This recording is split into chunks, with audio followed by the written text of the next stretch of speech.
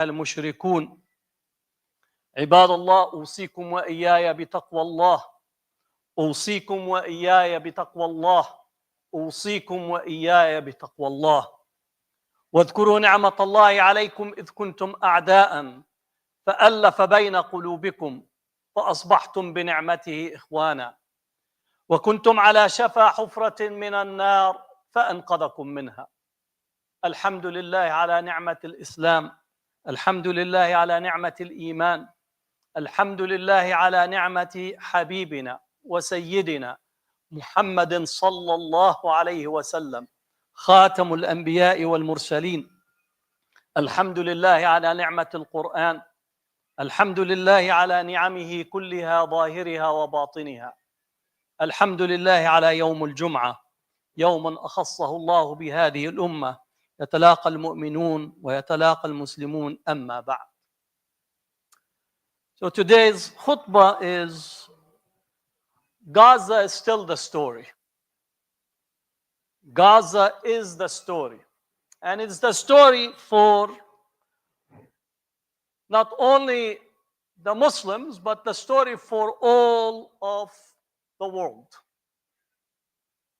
It has exposed the world in ways that we were not really thinking or aware of it.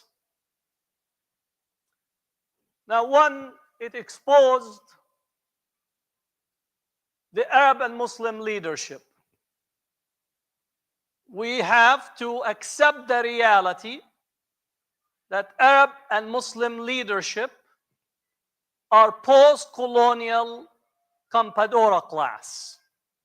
And the language Campadora class are those who function to maintain the colonial structure, but without the direct involvement of the colonial forces.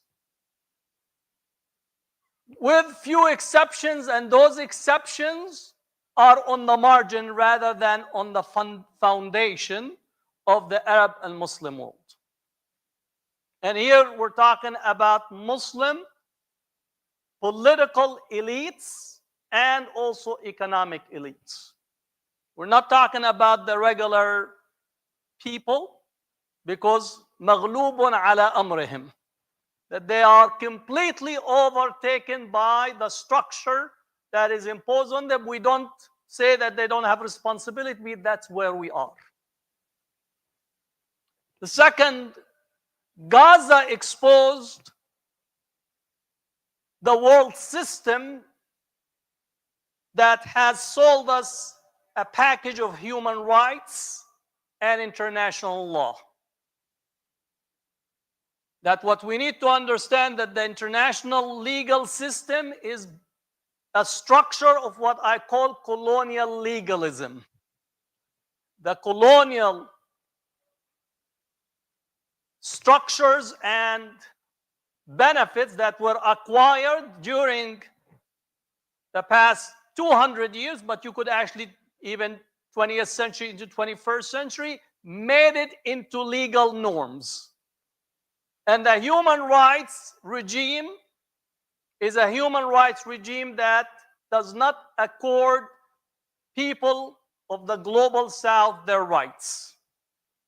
And it's used as an instrument to control, dominate, and regulate the behaviors of the populations of the global south with the participation of the elites. The third, it exposed what we call the free press.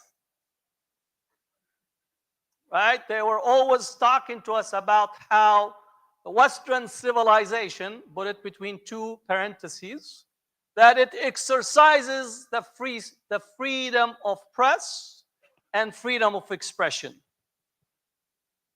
It is a freedom where you don't make an impact. Once you have an impact or your ability to make an impact, then there is no free press or freedom of expression.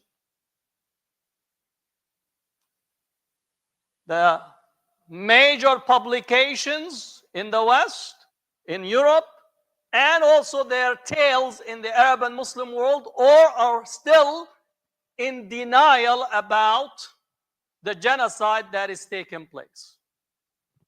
And the fact that today we're speaking about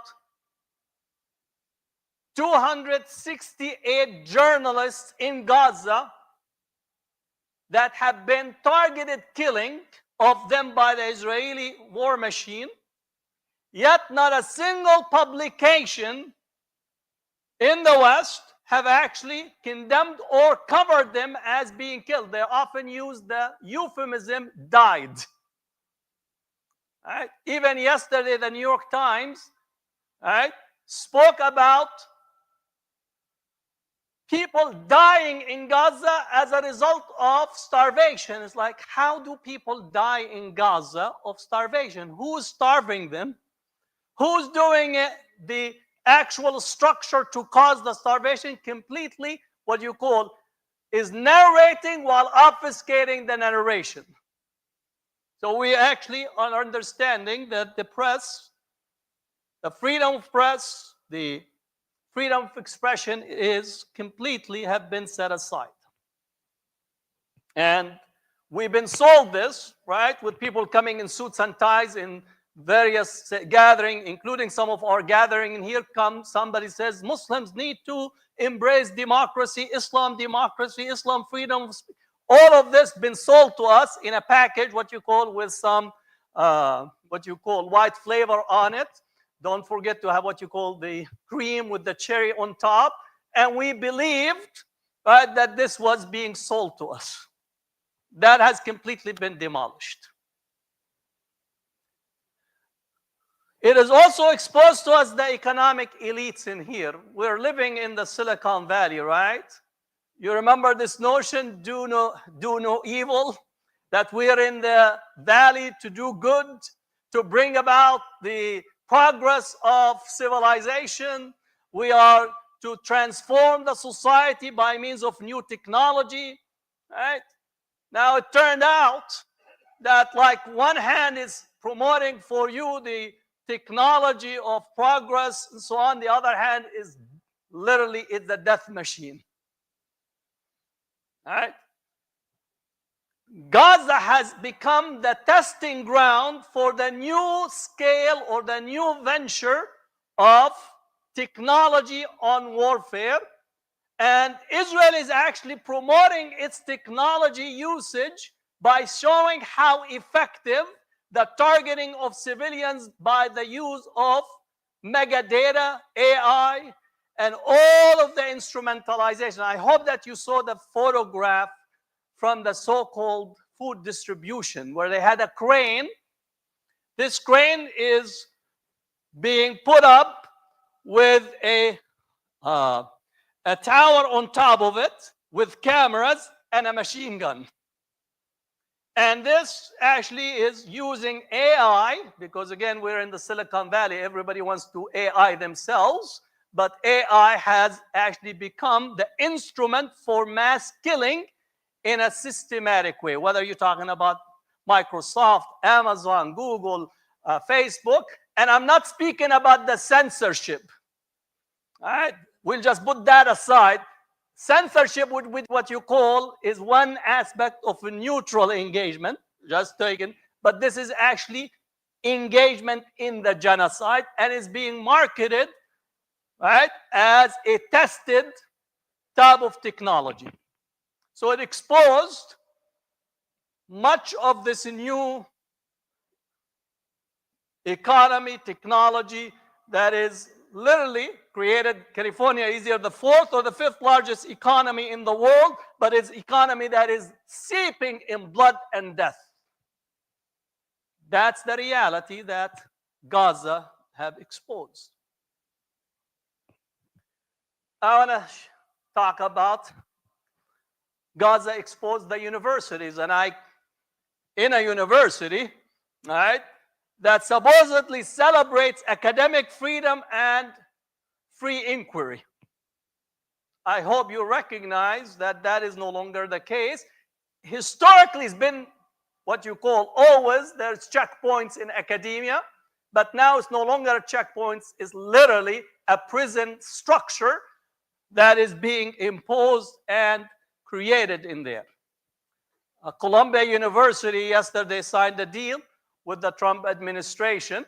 One of the items of the Trump administration, an extensive or more persistent oversight over Middle Eastern Studies Department. And Harvard is about to sign the similar, and I expect the UC system to sign a similar, because you need to understand the UC system gets about $17 billion from the federal government. Mostly goes to the research of death machines. Most of it goes to the military-industrial complex as part of our UC system. And therefore, academic freedom versus the goodies will win.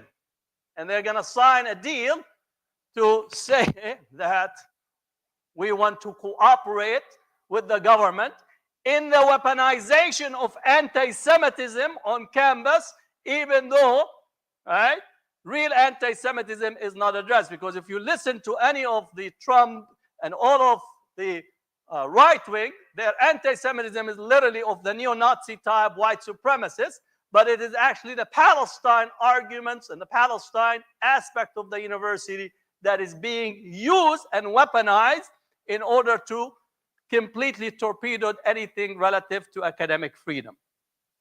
So that's what academic freedom is no longer actually active or being protected. And when the hearing last week, I don't know if the hearing of the Human Labor and Congressional hearing, they both attacked me personally in the hearing, attacked Osama Maqdisi from UC Berkeley and a few others. And literally the university did not actually defend any of the faculty members, which shows you that the 17 billion is far more important than defending academic freedom. That's been always the case historically whenever there's issues that challenges society as we see it. So academic freedom, the university as a place, right, of ideas that are contrary to what the norms and the mainstream wants, then that is not the case. Now, if you're in the business of death machines, you'll have academic freedom, right? If you're going to manufacture the best death machines, you have academic freedom. But what type of academic freedom if your skill is how the efficiency of a bomb that you are researching will be? Or the death radius of a smart bomb that is being researched by dumb people that don't understand that actually there is no such thing as a smart bomb. So there is academic freedom for you in the university for that. That's what Gaza has actually exposed for us. Now, I don't want to put it that everything is bad and there is no way out. On the positive side, the world community, and here I'm not talking about the elites. I'm talking about the regular people, people of you and I, people who are right, have completely shifted tremendously. Now, if you followed the music scene, not that they invite me to perform, right? All of the summer festivals, music festivals around the globe, whether it's from the UK, France, Belgium, Netherlands, Southern California, what is very clear that the only dominant story in there is Gaza and Palestine. Now you need to understand cultural production is very important. That's what, when we saw that in relation to South Africa, when cultural producers began to actually embrace South Africa, that shows the sign that the tide is shifting. And that is a very clear understanding for us to locate where it is. Second, if we also look at what is taking place at local elections, Right? I hope that you're following Zahran Mamdani's election in New York. Right? 33 years old, right? Of both Indo-Pakistani origin, but also of African origin in terms of his father and parents. He was able to demolish the democratic machine. You need to understand, New York is basically the center of the political, media, cultural hub of this country.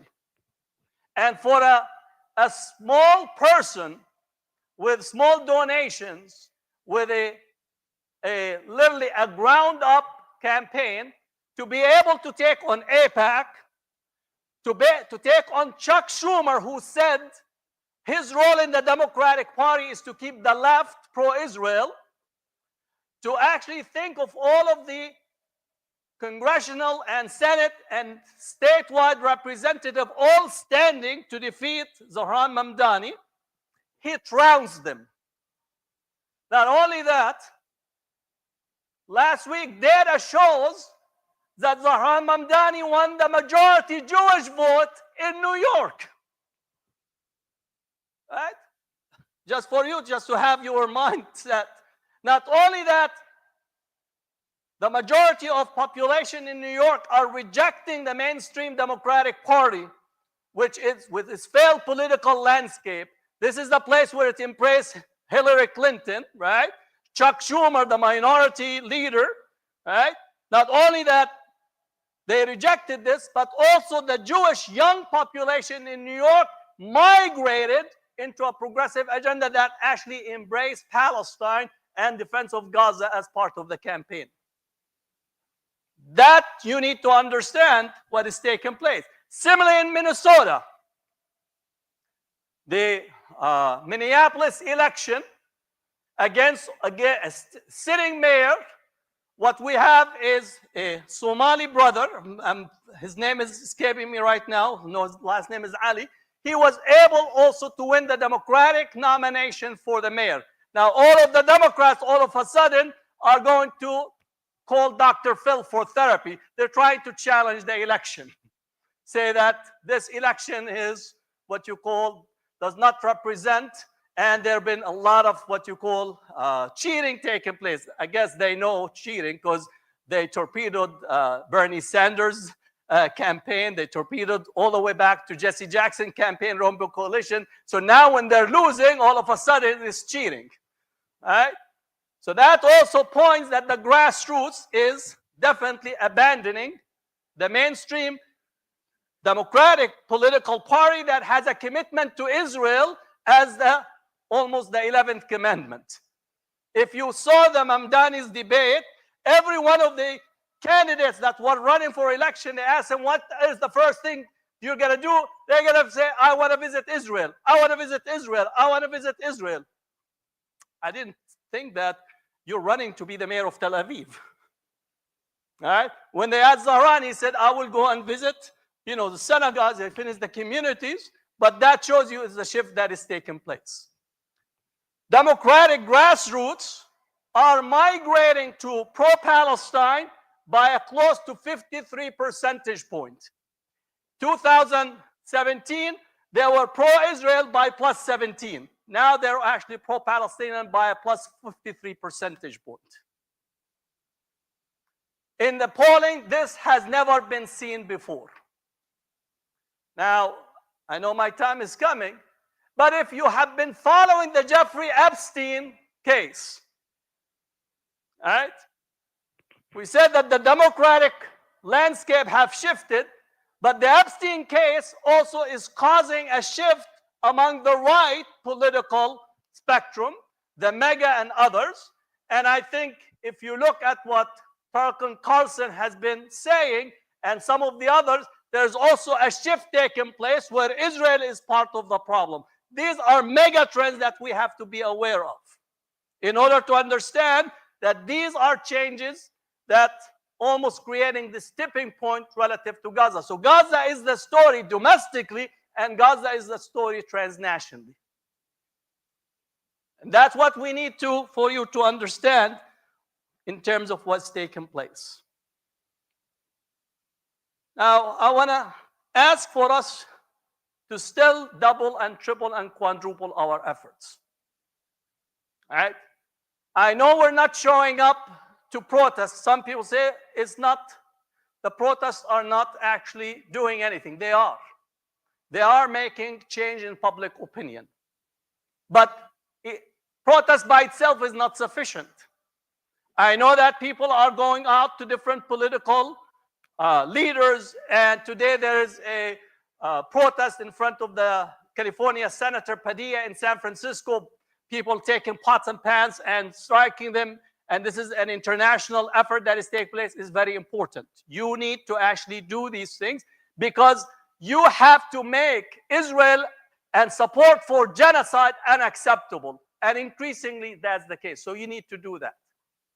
Third, this is the time for us to support individuals, both Muslims and outside of the Muslim community, that are ready to step out and embrace a Palestine, Gaza, as well as embrace ideas and agendas that defend our community. This is the time for us to do so. Right? This is not the time for us to hide away. This is not the time for us to count the eggs that we have and whether it's going to be harmed, this egg nest that we have developed. This is the time for us to actually speak. Because if you look at it, those outside of the Muslim community are mobilizing. And in this, we need to actually seek strength by their mobilization and be there with them. This is the time to do so. Now, lastly, this is the time to chase out anybody from the Muslim community that comes and tells us we need to have interfaith dialogue in order for us to reach understanding of peace and justice in paradise. There is no interfaith dialogue where genocide is taking place. If you want to have interfaith dialogue, take a course of Religion 101.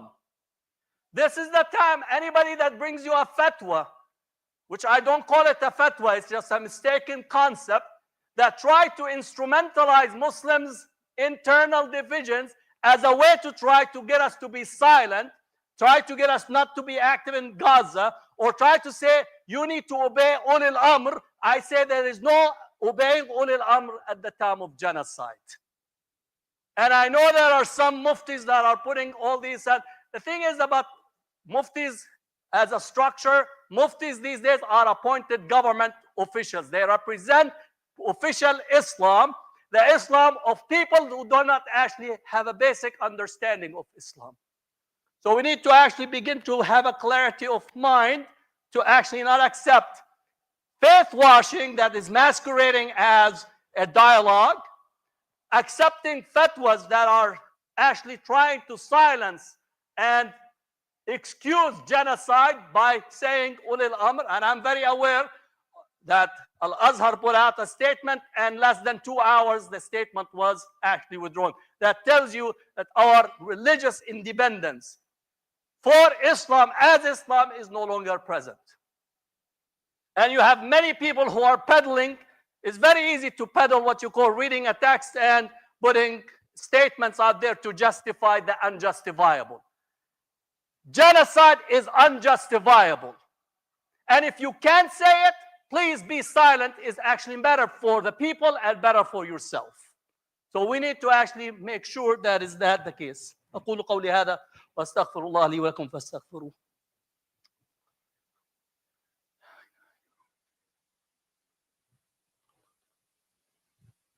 الحمد لله نحمده ونستعين به ونستغفره ونتوب إليه وأشهد أن لا إله إلا الله وأشهد أن محمدا عبده ورسوله أرسله بالهدى ودين الحق ليظهره على الدين كله ولو كره المشركون.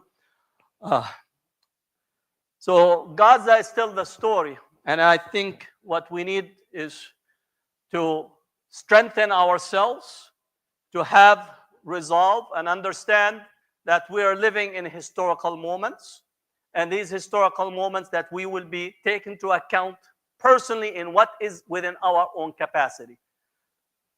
لا يكلف الله نفسا إلا وسعها. Allah does not burden a soul except what it had. So we need to look at ourselves in our capacities. What is in our capacity to do? Right?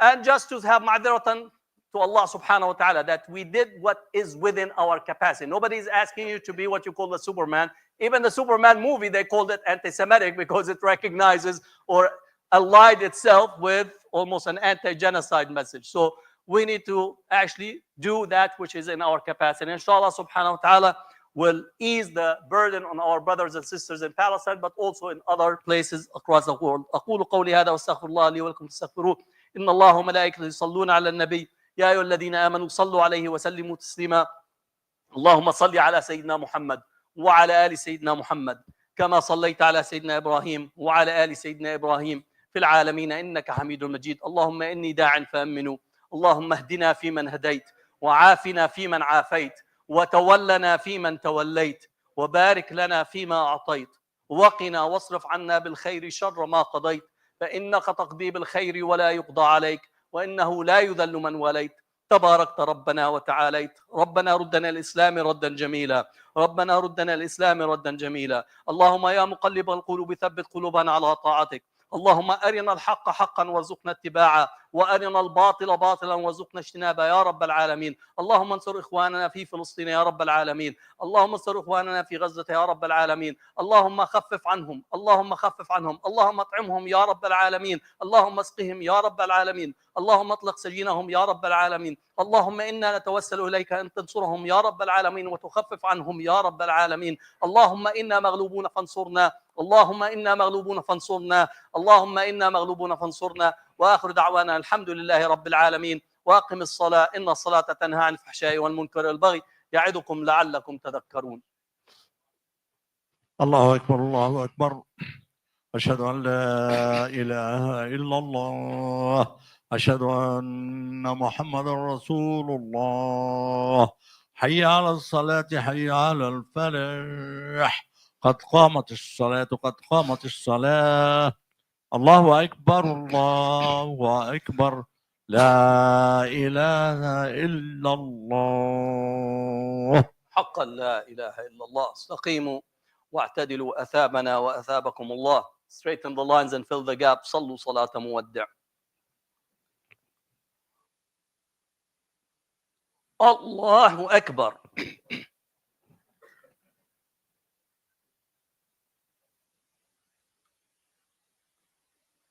الحمد لله رب العالمين الرحمن الرحيم مالك يوم الدين إياك نعبد وإياك نستعين اهدنا الصراط المستقيم صراط الذين أنعمت عليهم غير المغضوب عليهم ولا الضالين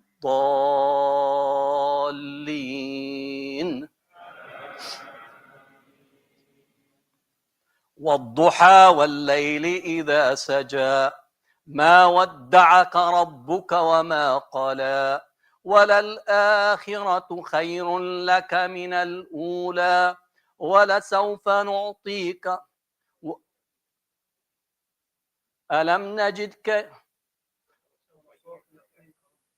ولسوف يعطيك ربك فترضى ألم يجدك يتيما فآوى ووجدك ضالا فهدى ووجدك عائلا فأغنى فأما اليتيم فلا تقهر وأما السائل فلا تنهر وأما بنعمة ربك فحدث الله أكبر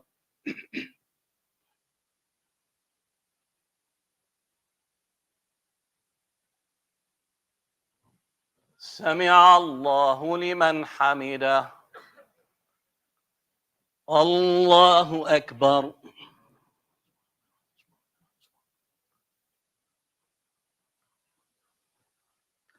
الله أكبر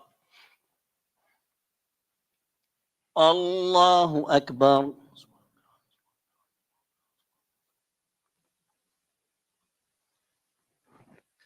الله أكبر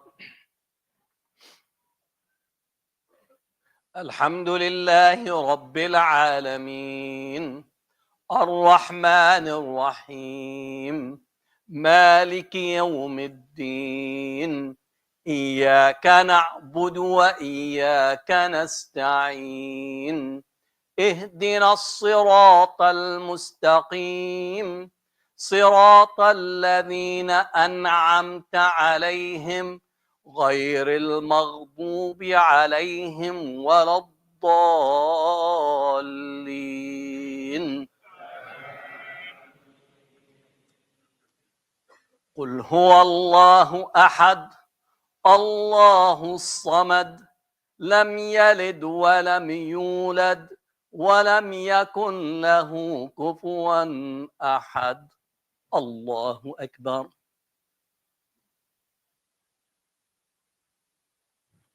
سمع الله لمن حمده الله أكبر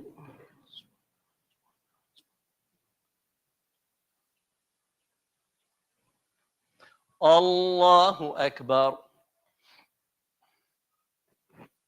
الله أكبر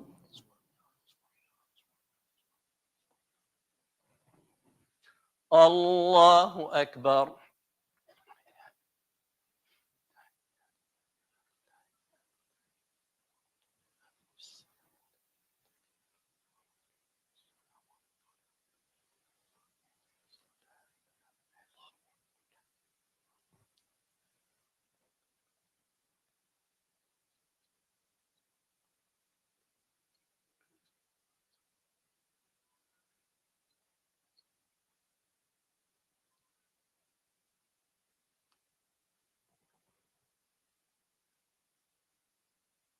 السلام عليكم ورحمة الله السلام عليكم ورحمة الله استغفر الله العظيم الذي لا إله إلا هو الحي القيوم وأتوب إليه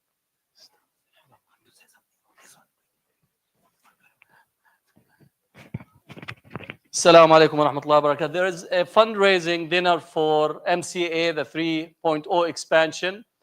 It's on September 6th, so please make sure to support this effort. This is an institution that has been in the building process for a long period of time, so please make sure to support and continue to build these institutions. Jazakumullah khair. Assalamu alaikum warahmatullahi wabarakatuh. Jazakallah khair, Dr. Hatem Bazian, for the reminder. So a couple of quick announcements, as Dr. Hatem, mentioned in his khutbah that, to build, our community and build strong institutions for future generation, that we are going through this, our fundraising, which will enable us to basically, building institutions for our next generation. So with that in mind, the fundraising going to take place, inshallah, annual dinner and fundraiser on September 6th at Hyatt Regency Santa Clara, featuring Dr. Yasir Kadi, Sister Linda Sarsur, and more. Early bird discounted tickets are on sale. You can purchase your ticket through the scanning QR code, and all the QR codes are on the pole. So it's easy that you can scan the QR code and you can reserve your table as well as the chairs. So basically you can reserve your own seat. So that's on September 6th at Hyatt Regency Santa Clara. Also, with this fundraising dinner, sponsorship package also available. It's also through your QR code, as well as that table outside in the banquet hall, as well as the new lobby. There is Silicon Valley Entrepreneurship Club series, transformation, leadership, and Islamic ethics and management. That's going to be tonight at Evergreen Islamic Center at 6:30 p.m. So another reminder is that please be aware that parking is strictly prohibited on St. Thomas Business Park across MCA when you are visiting MCA. Active towing is in place, so if you park there, you may not find your car when you return. A few other reminder that MCA election today is the deadline. By 6 p.m. if you haven't voted, those who are member. Also senior social, that's on July 26, 10 a.m. at Shoreline Park, Mountain View. So there are other announcements are there at the newsletter. Please see those newsletter as well as social media. Couple of dua requests is Sister Nahid Haq's brother passed away in LA this week. Sister Nahid is accepting Azza at Women's Prayer Hall, and I think the brothers they are at Mariam Hall. Father of brother Danish Rizvi passed away in India. So may Allah grant them Jannah, and pray please for their maghfirah.